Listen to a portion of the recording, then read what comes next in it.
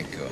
I haven't actually been here myself before, but I hear some frightfully good reports about it all. They're doing some rather interesting things, you know.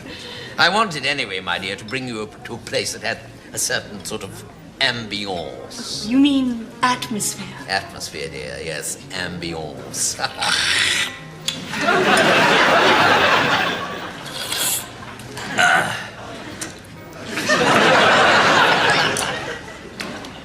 The food, of course, is de rigueur, but so too is the decor, the whole surroundings, you know, the ambience.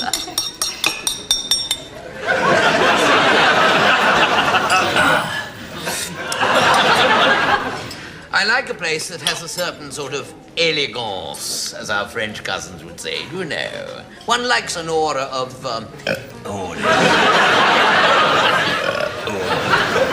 of sophistication.